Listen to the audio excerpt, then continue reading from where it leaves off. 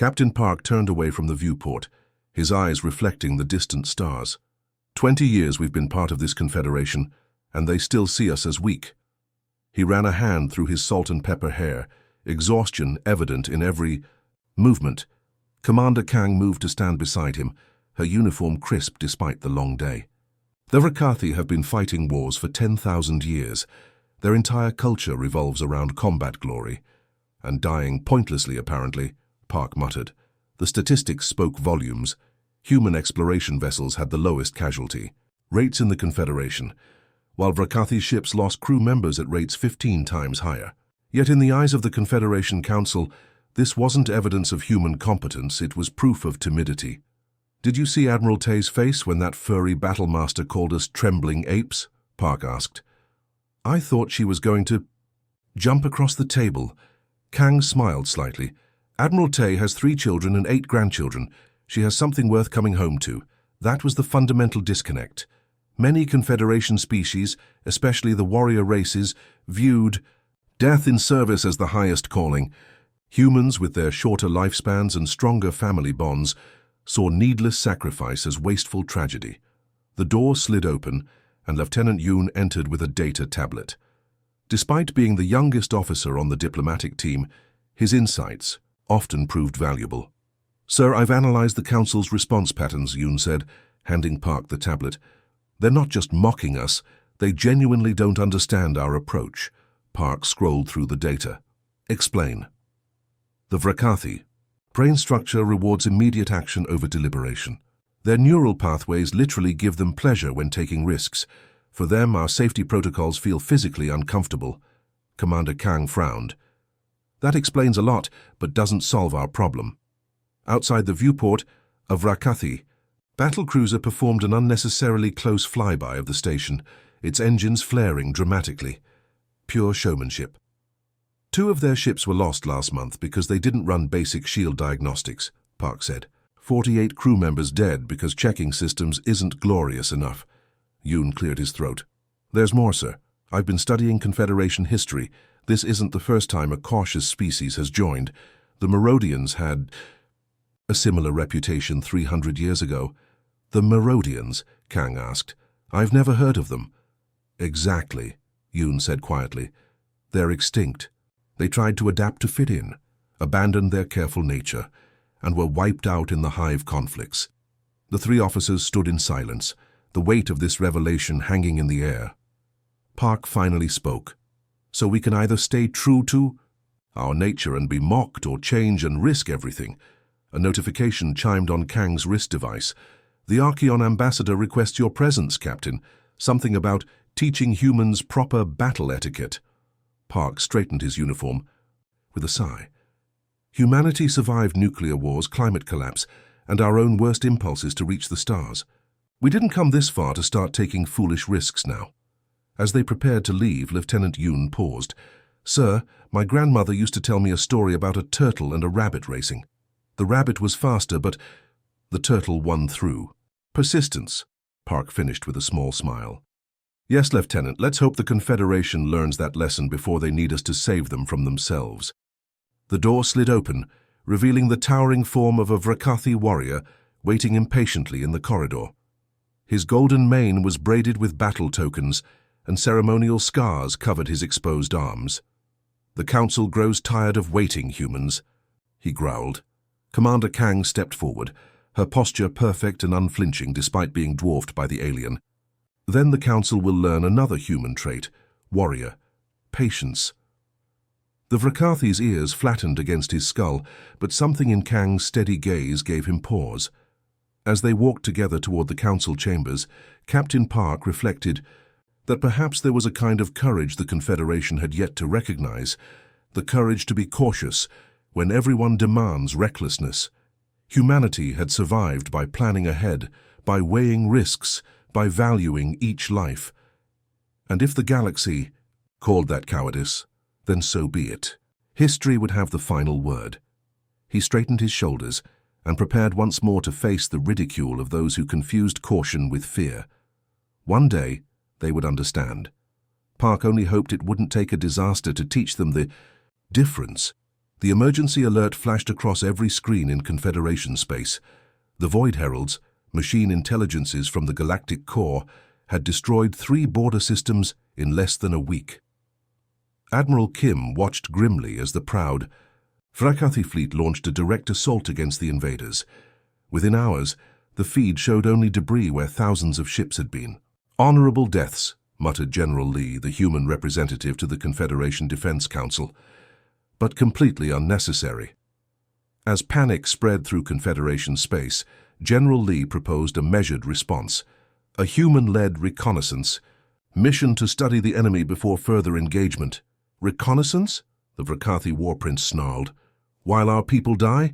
So that fewer people die tomorrow," Lee answered calmly. The Confederation Defense Council chamber buzzed with angry voices, 17 species represented, and all of them talking over each other.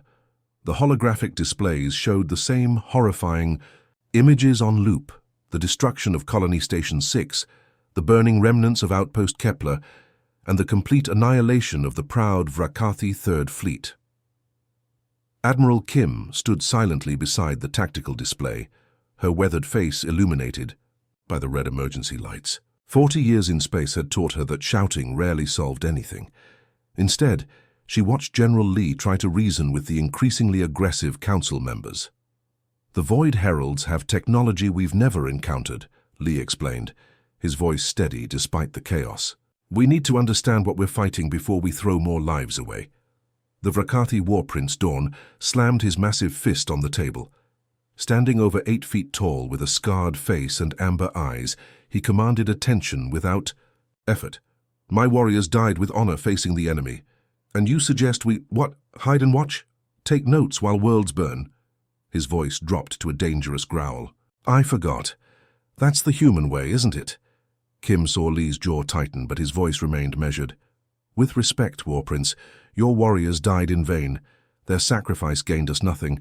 No tactical advantage, no useful information, just empty ships and grieving families."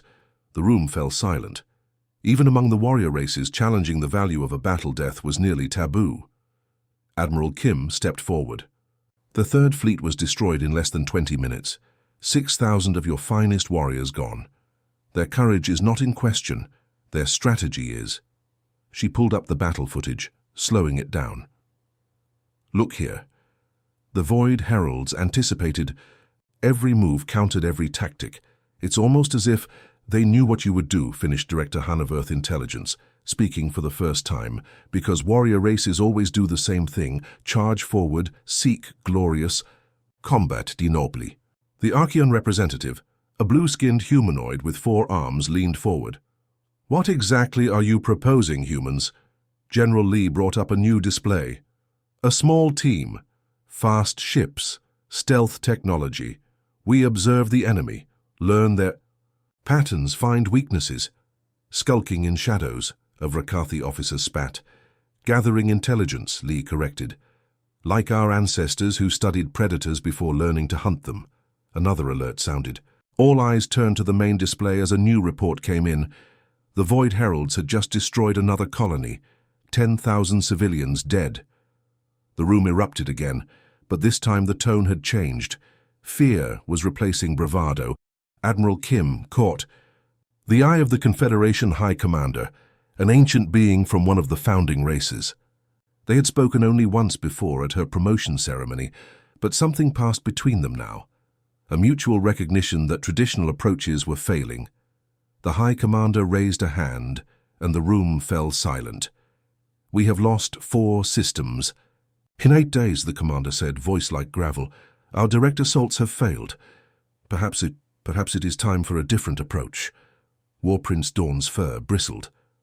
"You cannot be considering this cowardly." "Enough." The High Commander's voice cut through the chamber like a blade. "Your courage is not in doubt, War Prince, but courage without wisdom is just waste." Kim watched as the massive Vrakathi struggled with his pride. Finally, he asked, "What would this reconnaissance involve?" General Lee nodded to Director Shea. "Han, who brought up the mission specs. 3 ships, minimal crews. Our best stealth technology," Han explained. "They'll observe the Void Heralds from safe distances, gather data on their weapons, defenses, and behavior patterns. They don't understand, Park said quietly. Caution isn't cowardice, it's how our species survived. The Archeon representative frowned. And while they gather this data, what of the border worlds? Who protects them? Lee looked grim. We fortify what we can, but rushing in unprepared will only result in more destruction. In the silence that followed, Admiral Kim noticed something unexpected. The Vrakathi War Prince was studying the tactical displays with genuine interest. Your safety protocols, he said slowly. The ones we mocked. They included scenarios for unknown enemies of superior technology. Lee nodded. We've trained for this possibility since before we joined the Confederation. War Prince Dawn's massive shoulders seemed to sink slightly. My homeworld is in the projected path of these Void Heralds, 3 billion Vrakathi. Which is why we need to get this right, Kim said quietly. Courage alone won't save them. After hours of debate, the Council finally approved the reconnaissance mission. As the chamber emptied, General Lee found himself alone with Admiral Kim. They still think we're cowards, Lee said, watching the departing representatives. Kim's eyes remained on the tactical display, where countless red dots represented advancing enemy forces. I don't care what they think of us, she replied. I care about stopping that, she pointed to the display. And if being called cowards is the price for saving lives, I'll pay it gladly. Outside the window, the emergency shipyards were already at work, refitting vessels with human-designed defensive systems. Soon 3 small scout ships would venture into danger, not for glory but for knowledge, and perhaps Kim thought that was its own kind of courage. Dr. Song's fingers danced across the holographic display as she analyzed the sensor data. 3 weeks of careful observation had revealed patterns in the Void Herald's behavior. They're machines, not gods, she told the Special Operations team. Their attack patterns follow predictable algorithms. And look here, they emit electromagnetic signatures before weapon discharge. Meanwhile, the warrior races continued their frontal assaults, losing billions of lives. When the human team presented their findings at the Confederation Assembly, including a viable defense strategy, the atmosphere had changed. The once proud species now looked desperate, except for the Vrakathi. While you studied from afar, our warriors died with honor, their ambassador growled. Admiral Kim stood firm. And because we studied, billions more may yet live. The observation ship Quiet Dawn drifted silently in the shadow of a dead moon. Its systems were running at minimum power, just enough to keep the crew alive and the sensors working. On the bridge, Dr. Song hadn't slept properly in days. There, she pointed at a tiny blip on the screen. That's the 3rd time we've seen that pattern. Lieutenant Choi leaned closer. The energy spike before they fire? Not just any spike. Dr. Song pulled up comparison data. It's a specific frequency. Every single time, without fail. Captain Ryu, commander of the scout mission, watched from behind them. 3 weeks they'd been out here, watching the Void Heralds cut through Confederation defenses like they were nothing. 3 weeks of staying hidden, recording data, and fighting the urge to help as billions died. What does it mean? He asked. Dr. Song's eyes never left the display. It means they're running automatic protocols. Look at the timing. Exactly 4.3 seconds between the energy spike and weapons discharge, every single time. Lieutenant Choi's eyes widened. If we know when they're about to fire, we can develop countermeasures, Dr. Song finished. They're not invincible. They're just following their programming. Across the room, Communications Officer Jun cleared his throat. Captain, we're receiving a transmission from Command. The Vrakathi 7th Fleet engaged the Void Heralds at Helios Prime. Captain Ryu closed his eyes briefly. Casualties. Jun's face told the story before he spoke. Total loss. 800 ships. Nearly 2 million warriors. The bridge fell silent. Even now, after everything they'd seen, the numbers were staggering. We need to get this data back, Dr. Song said quietly, or all those deaths mean nothing. The journey back to Confederation headquarters was tense. Every system they passed showed signs of devastation. Refugee ships clogged the space lanes. Orbital stations that had stood for centuries were now debris fields. When they finally docked, Admiral Kim was waiting. "Tell me you found something," she said, dispensing with formalities. Captain Ryu gestured to Dr. Song. She did. The briefing room was packed with representatives from every Confederation species. Once proud ambassadors now looked haggard and fearful. 7 major systems had fallen. Billions were dead or displaced. Dr. Song stood before them, calm despite the tension. "The Void Heralds operate on predictable patterns," she began. "They're not sentient in the way we understand it. They're programmed. Highly sophisticated, yes, but still bound by their code." She brought up the sensor readings. They broadcast a specific electromagnetic signature 4.3 seconds before firing their main weapons, every time without variation. "AI," murmur ran through the crowd. "Furthermore," she continued, "their tactical responses follow algorithms, they don't improvise. When faced with a Vrakathi wedge formation, they always counter with the same maneuver. When the Archeon use their spiral attack, the Heralds respond identically each time." The Archeon ambassador leaned forward. "If they're so predictable, why have they destroyed our finest fleets?" "Because," Dr. Song said, "they've been programmed to counter your traditional tactics. It's like they've studied your military history and designed perfect responses to everything you normally do." War Prince Dawn, who had lost his entire family in the latest attack, growled low in his throat. "Are you saying we were defeated because we fought as we always have? With honor?" Dr. Song met his gaze. "I'm saying you were defeated because you were predictable." The room erupted into angry shouts. Admiral Kim raised her hand for silence. "Dr. Song isn't finished," she said firmly. Dr. Song nodded her thanks. "We've also discovered something else." She brought up new data. "The Void Heralds are vulnerable to certain electromagnetic pulses. Their systems show momentary disruption when exposed to this specific frequency range." She displayed a schematic. "We believe we can develop a weapon that exploits this weakness. Not enough to destroy them outright, but enough to create a window of opportunity for conventional attacks." The High Commander studied the data. "You're certain of this?" "As certain as 3 weeks of observation can make us," Captain Ryu answered. "We've seen it happen when they pass through certain radiation fields. Their systems glitch for 2.6 seconds. The Vrakathi ambassador rose to his feet. "While you were hiding and watching, 5 Vrakathi colony worlds fell. Billions of my people are dead or fleeing." Dr. Song didn't flinch. "Yes, and we grieve for them." "Grief?" The ambassador's voice rose. "We don't want your grief, we wanted your help." Admiral Kim stepped forward. "Ambassador, what would you have had us do? Throw our ships into the same meat grinder that destroyed yours? Die alongside you? Without purpose?" "At least it would have been honorable," he snarled. "Honor doesn't save lives," Dr. Song said quietly. "Knowledge does." The room fell silent. The Vrakathi ambassador stared at her, fury giving way to something else. A grudging respect, perhaps. "So what now?" asked the Archeon representative. Admiral Kim brought up the tactical display showing the advancing Void Herald fleets. "Now we fight, but we fight smart." She looked at Dr. Song. "How quickly can you weaponize this information?" Dr. Song glanced at her team. "The pulse weapon? 2 days. The tactical countermeasures? We can upload them to the fleet immediately. For..." The first time in weeks, hope flickered in the room.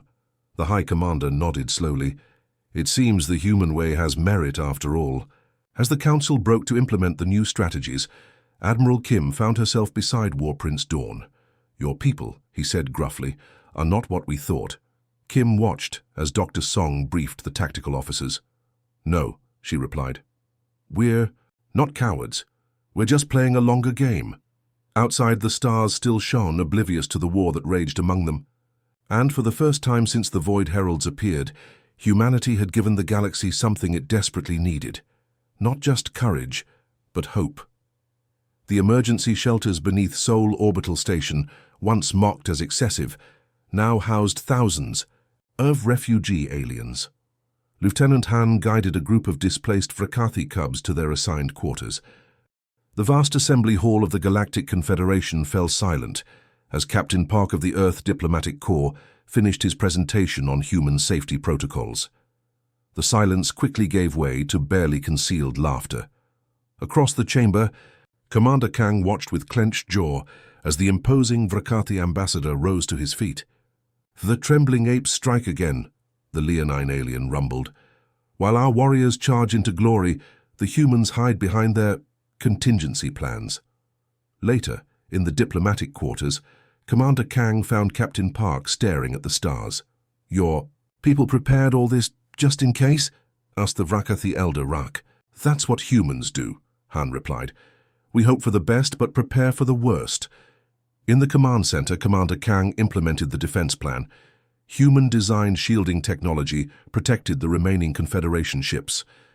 Their strategy involved tactical retreats and targeted electromagnetic strikes, concepts the warrior races had initially dismissed as dishonorable. Hak watched the tactical display with new understanding. "Your caution isn't fear," he realized. "It's responsibility." Lieutenant Han stepped over a sleeping Vrakathi cub, careful not to wake it. The young aliens had finally fallen asleep after days of fear and uncertainty.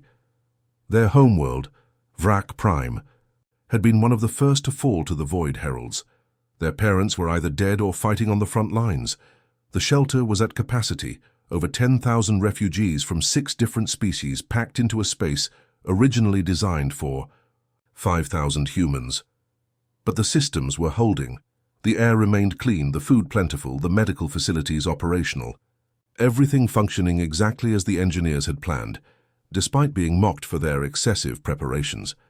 Rak followed Han through the common area, his massive frame looking strange among the human-sized furnishings. His once luxurious mane had been singed in the evacuation, and his ceremonial armor replaced with simple civilian clothes. "How many of these shelters do humans have?" Rak asked, watching children from different species playing together in one corner. 42 in Earth's solar system alone," Han replied. "Every human settlement has at least one. It's standard protocol." Rak shook his head in disbelief. "The Vrakati High Command called these monuments to fear when your people first joined."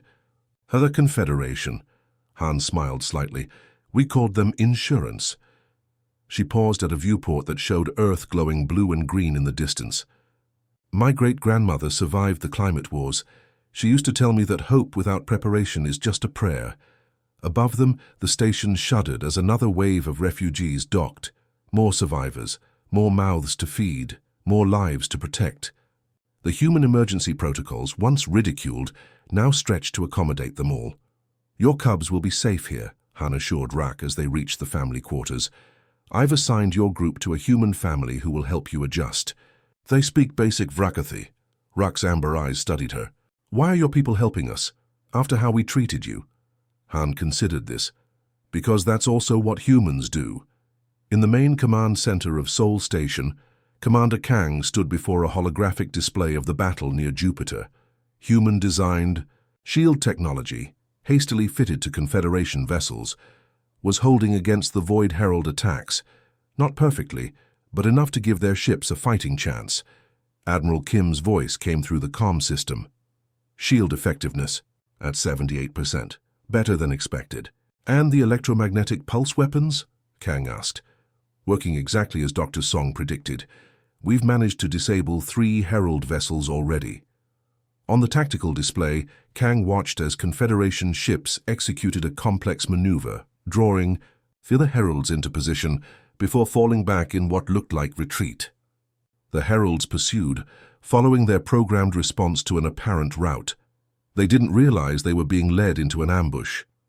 "The Vrakathi captains are complaining about the retreat order," Kim reported, a hint of frustration in her voice. "Are they following it?" Kang asked.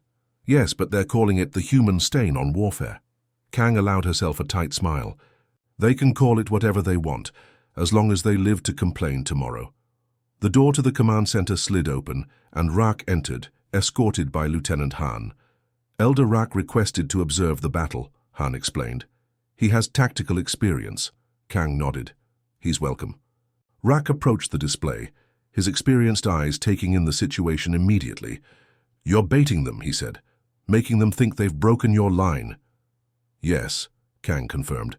"Their programming interprets retreat as weakness.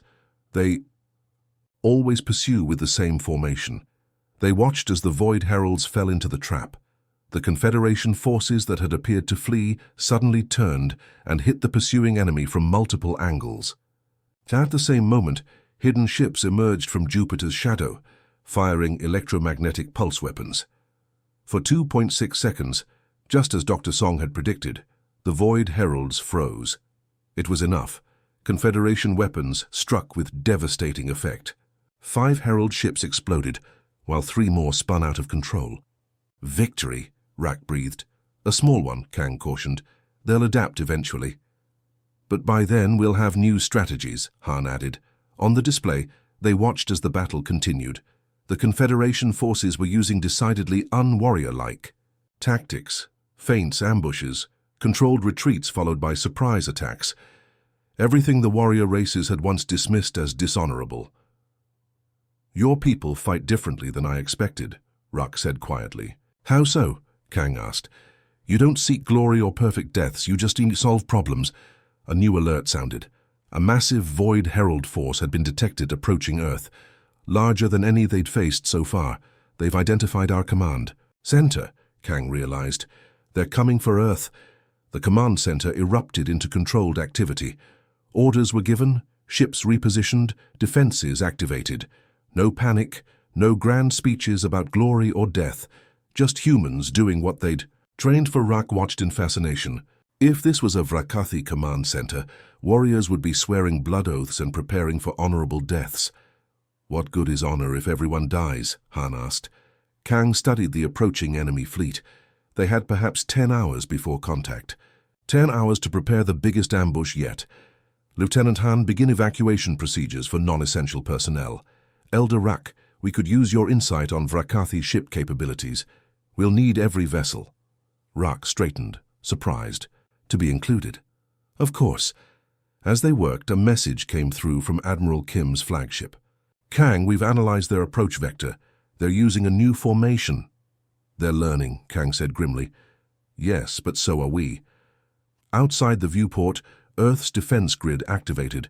Another excessive human precaution, now proving its worth. Thousands of satellites and automated weapons platforms formed a protective web around humanity's homeworld. Hak stood beside Han, watching as humans calmly prepared to defend everything they loved. I think I understand now, he said softly. What I mistook for fear was actually love. Han raised an eyebrow. Your caution, Rak explained. It comes from valuing what you protect. You plan carefully because lives matter to you. Through the viewport, they could see refugee ships being directed to the safety of Earth's far side. Every life accounted for, every contingency planned for. Yes, Han said. That's exactly it. As the command center prepared for Earth's defense, Rak made a silent promise to himself. If they survived this, he would take this lesson back to his people. Perhaps the greatest warriors weren't those who died gloriously, but those who fought wisely enough to see tomorrow. The final battle took place near Saturn. Operation Delayed Vengeance, named with a touch of human irony, unfolded exactly as planned.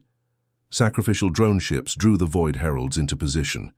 Captain Park led the main fleet in a precisely calibrated retreat, before Admiral Kim executed the synchronized electromagnetic pulse. The cost was high, thousands of human lives, but the victory decisive. 1 year later, Commander Kang stood before the reformed Confederation Council, now serving as Earth's a representative. The galaxy called us cowards, she addressed the assembly, until caution saved what courage alone could not. We called the warrior races reckless until we witnessed their willingness to sacrifice. On the memorial wall, human names stood alongside those of every species. Below them, a simple inscription read, "Different paths, one destination. The stars endure because we stood together." The rings of Saturn glowed golden in the light of the distant sun. Against this backdrop, the human fleet moved with careful precision. Captain Park stood on the bridge of the flagship Resilience, watching as the battle plan unfolded on the tactical display. "Drone ships in position," reported the tactical officer. Park nodded, his face showing the weight of what was to come. "Begin Phase 1. Across the vast emptiness of space, 300 unmanned ships, loaded with sensor equipment and minimal weapons, advanced toward the approaching Void Herald Armada. The largest gathering of the enemy seen yet, over 2,000 ships coming. To finish what they'd started. "They're taking the bait," someone murmured as the heralds adjusted course to intercept the drones. Admiral Kim's voice came through the comm. "All ships hold position. Wait for them to fully commit." The seconds stretched into minutes. The bridge crew of the Resilience barely breathed. On the display, the Void Heralds accelerated toward what they perceived as an easy target. "Now," ordered Admiral Kim. Captain Park gave the signal. "Execute Phase 2. The drone ships suddenly scattered in all directions. Hidden among Saturn's rings, the combined Confederation fleet emerged. Human vessels alongside ships from every surviving species. The Vrakathi battle cruisers, the sleek Archeon corvettes, the massive Zorlian dreadnoughts, all moving in perfect coordination. "Begin the retreat," Park ordered. To an observer, it would have looked like chaos, the Confederation ships seemingly fleeing in disarray. But every movement was calculated, every vector precisely planned. They were drawing the enemy into the perfect position. The Void Heralds, programmed to pursue weakness, followed exactly as predicted. On the far side of Saturn, Dr. Song monitored the approaching enemy from the science vessel Dawn Seeker. "They're following the expected pattern," she reported. Tactical confidence at 94%. Admiral Kim's voice remained calm. "All ships prepare for Phase 3. Synchronize electromagnetic pulse weapons." The Confederation fleet continued its retreat, drawing the heralds deeper into the trap. Among the fleet, Vrakathi warships, once the first to charge into battle, now exercised uncharacteristic patience. War Prince Dawn, commanding the Vrakathi contingent, spoke over the comm. "My warriors are ready, Admiral. We will hold formation until your signal." "Thank you, War Prince," Kim replied. 3 minutes to pulse activation. The trap was nearly set. The Void Heralds, pursuing what they believed to be a broken enemy, had no idea that the Confederation ships were guiding them into a carefully prepared killing zone. Lieutenant Han, now serving aboard the Resilience, monitored the refugee evacuation, ships safely hidden behind Jupiter. "Civilian ships report all secure, Captain," Park nodded. Unlike previous battles, they had taken no chances with civilian lives. Every non-combatant had been evacuated from the engagement zone. 30 seconds. "To pulse," Admiral Kim announced. Captain Park looked around the bridge. Human faces stared back at him, determined but afraid. They knew the cost would be high.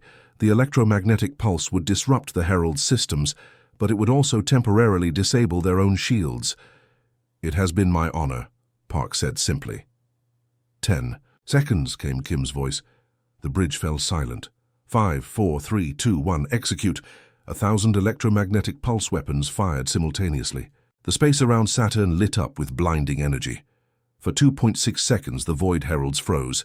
"All ships attack," Admiral Kim ordered. The Confederation fleet turned as one and launched everything they had. Missiles, energy weapons, kinetic projectiles, all, striking the vulnerable enemy ships. On the Resilience, the bridge shuddered as their own systems fluctuated from the pulse backwash. "Shields down!" shouted the tactical officer. "Enemy recovering faster than expected!" Park gripped the command rail. "Hold position. Continue attack pattern." The Void Heralds, recovering from the pulse, began to return fire. Herald energy beams sliced through unshielded Confederation ships. The human cruiser, Dauntless, exploded, taking its crew of 500 with it. "Second pulse charge at 70%, reported the weapons officer. 90 seconds to firing capability. Those would be the longest 90 seconds of their lives. All around them, ships were dying. The Vrakathi cruiser, Honorable Fury, took a direct hit, but continued firing even as its hull breached. War Prince Dawn's voice came through, distorted by damage to his ship's systems. "We will hold them, humans. Your plan will work." The Resilience. Rocked as a herald beam grazed their port side, emergency alarms blared. "Hull breach on decks 4 through 7, reported the damage control officer. "Sealing compartments." Park knew there were crew members in those sections. People who would not be coming home. "Continue firing all weapons." The seconds ticked by, 60, 50. More ships lost on both sides. The heralds are adapting, Dr. Song's voice warned. Their systems are developing resistance to the pulse. Then, "This has to count," Admiral Kim replied. "All ships prepare for second pulse." At 30 seconds, the tactical display showed the battle clearly. The Confederation was taking heavy losses, but so were the heralds. The first pulse had destroyed over 400 enemy vessels. "Pulse at 90%, reported the weapons officer. Captain Park watched as a Vrakathi ship deliberately rammed a herald vessel, both exploding in a bright flash. Sacrifice. Something humans and Vrakathi now understood differently. "Pulse ready," came Admiral Kim's voice. "All ships brace for impact. 3, 2, 1, execute." The second pulse fired, stronger than the first. The heralds froze again, but for only 1.8 seconds this time. They were adapting, but it was enough. The combined firepower of the Confederation fleet tore through the remaining herald ships. Within minutes it was over. The enemy fleet was destroyed. The cost had been terrible. Over 600 Confederation ships lost, thousands of lives from every species. But Earth and the rest of the Confederation was safe. 1 year later, the Confederation Council chamber looked very different. The 17 founding species were now 15. Some had been nearly wiped out, surviving only as small refugee populations. But they had survived. Commander Kang, now bearing the scars of the final battle, addressed the assembly. Her new position as Earth's representative, a role once denied to humans, reflected the changed reality. The galaxy called, "Yes, cowards," she said, her voice carrying through the chamber. "Until caution saved what courage alone could not. We called the warrior races reckless until we witnessed their willingness to sacrifice." Across the chamber, War Prince Dawn, now bearing a mechanical arm to replace the one lost in battle, nodded in acknowledgement. "We have all learned from each other," Kang continued, "and that is why we survived when the heralds expected us to fall." After the ceremony, Kang stood before the memorial wall, thousands of names etched in stone. Captain Park, Admiral Kim, Dr. Song, Lieutenant Han, so many others. War Prince Dawn joined her, moving with the slight awkwardness of someone still adjusting to prosthetics. "You're Captain Park," he said quietly. "He died saving 3 Vrakathi ships," Kang nodded. "And your warriors died protecting our evacuation vessels." They stood in silence, reading the simple inscription beneath the names. "Different paths, one destination. The stars endure because we stood together. My people." "Have a saying," Dawn finally said. "The fastest hunter often misses the trap. Humans say, 'Look before you leap,'" Kang replied with a small smile.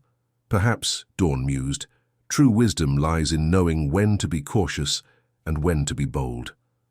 Outside the council chamber, reconstruction, ships departed for the outer colonies. The universe remained dangerous, but the Confederation now faced it with a new understanding. The warrior races had learned the value of planning. Humans had learned the necessity of sacrifice. Together they had become something stronger than either could have been alone. And if new threats emerged from the darkness between stars, they would face them the same way, with courage tempered by caution and sacrifice guided by wisdom. Thus Galaxy had called humans cowards. Now they called them teachers, allies, friends. They called them survivors.